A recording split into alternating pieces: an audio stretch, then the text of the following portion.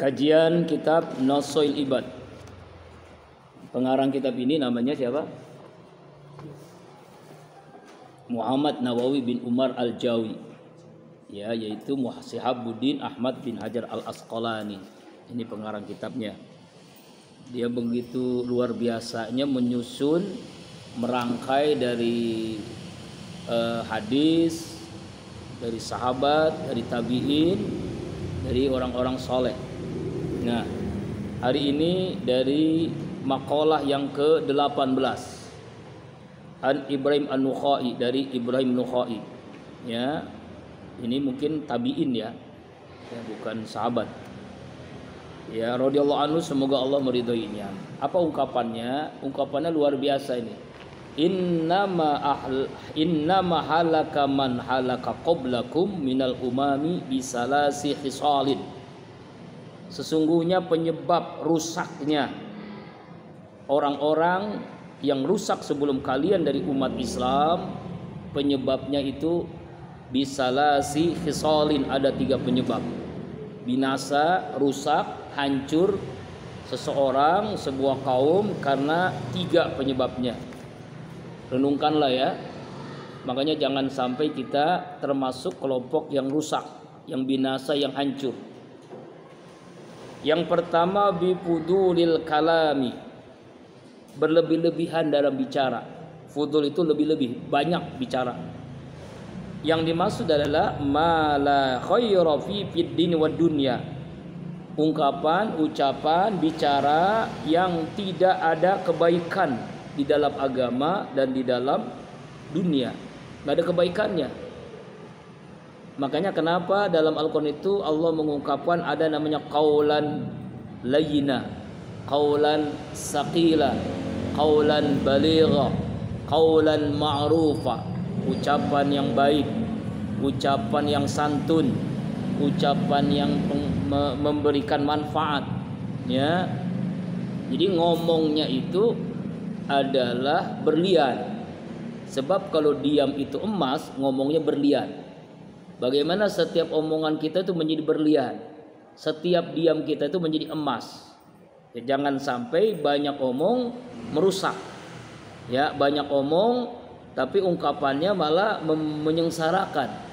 Nah, inilah yang merusak, yang membinasakan seseorang. Sebelum kalian ada umat-umat yang banyak ngomong. Seperti Bani Israel, banyak nanya. Pertanyaannya pertanyaan yang tidak ada manfaatnya. Bahkan ya, orang-orang Bani Israel itu pengen menyembah Allah, syaratnya dia bisa melihat Allah secara langsung. Ini kan pertanyaan yang parah begitu ya. Nah, makanya kita harus bisa menilai seseorang itu bicara, kepribadiannya dari pembicaraannya. Kepribadian yang baik itu dari pembicaraannya. Air ini air jernih, air putih, air bening. Ketika dituangkan ke gelas menjadi bening. Kita rubah dengan kopi, masukkan ke gelas jadi kopi. Susu menjadi susu, dan seterusnya begitulah. Artinya ucapan itu dari hatinya. Makanya kenapa ya pendengaran telinga itu dekat dengan mulut. Dengar dulu baru kita ngomong.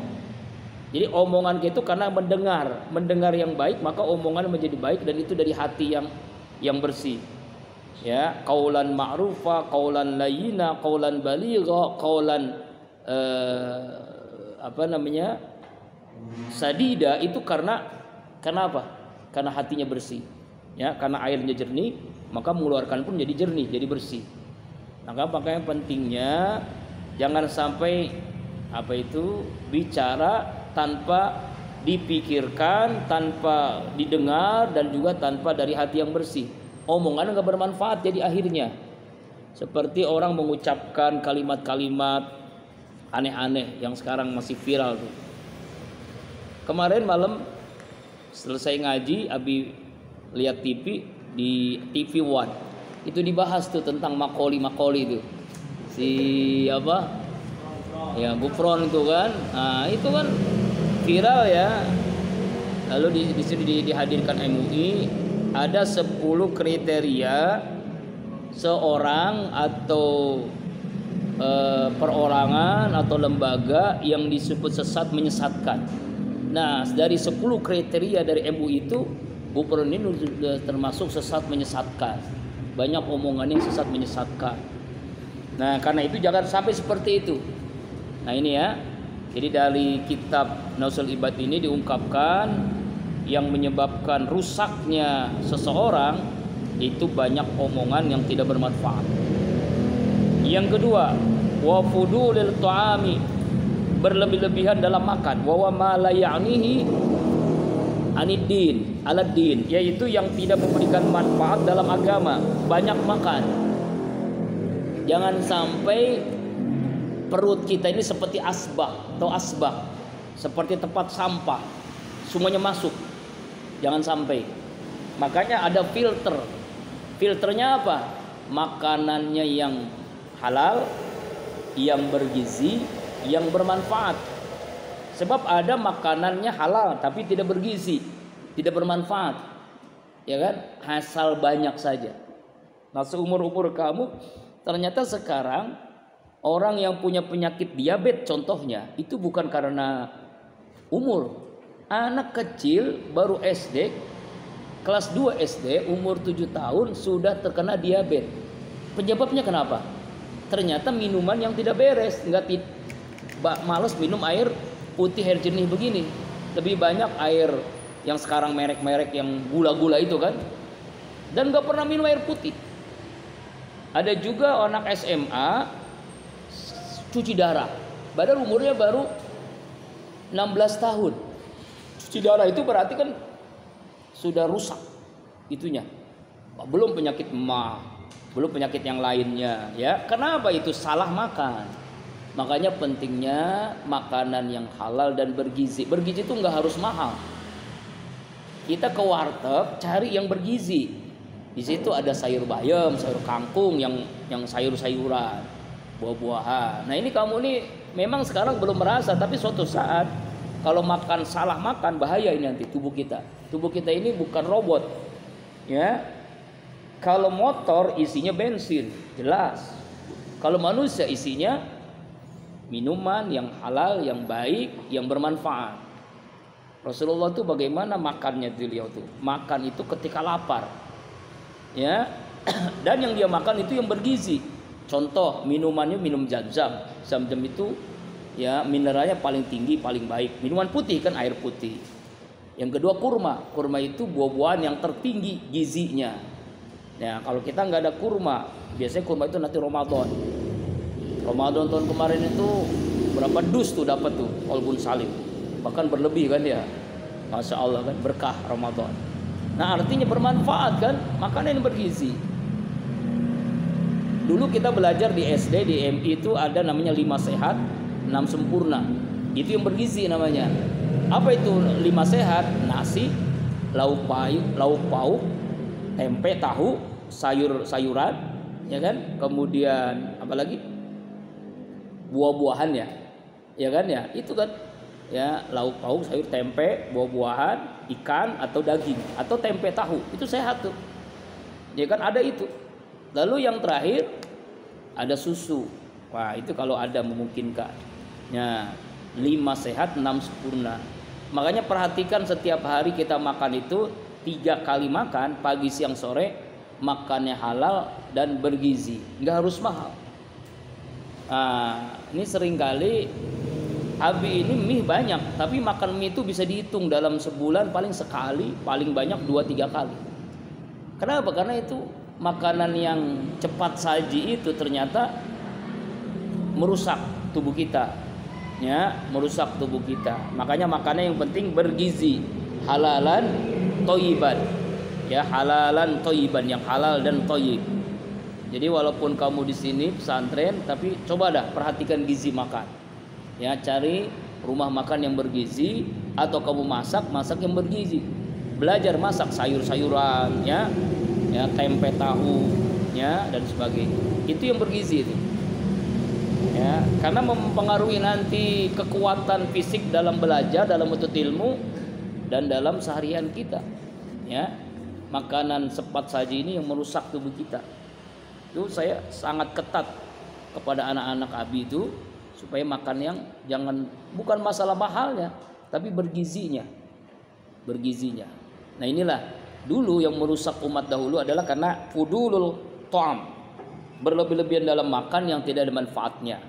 Yang ketiga, wa fudulil manam, banyak tidur. Wa huwa ma la yanfa'u fid din, yang tidurnya itu tidak bermanfaat dalam agama. Tidurnya enggak bermanfaat.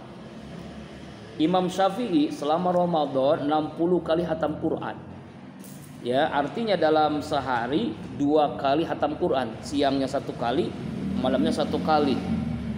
Kalau dianalisa oleh kita ya, itu tidurnya berapa jam tuh? Ya kan? Hatam Quran 1 malam 1 kali. Siangnya 1 kali. Berarti kan luar biasa kan? Ramadan 60 khatam Quran. Kapan tidurnya? Kita yang 1 juz aja udah ngantuk luar biasa kan? Tapi kenapa beliau bisa sehat seperti itu? Makanya pentingnya jangan banyak tidur. Tidur terbaik itu setelah Isya jam 2 bangun. Itu yang terbaik. Ya, yang begadang itu nggak baik. Banyak begadang itu pertama tidak sehat. Tubuh akan rusak nanti.